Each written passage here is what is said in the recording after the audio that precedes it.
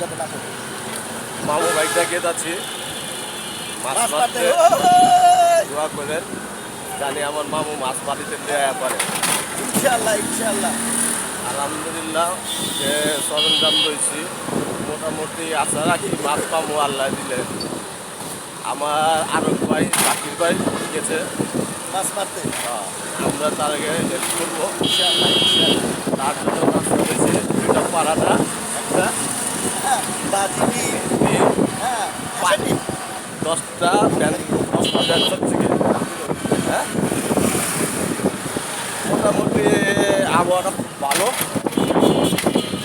অনেকদিন পর সকালে ভোরে এত ভোরে উঠলাম এরকম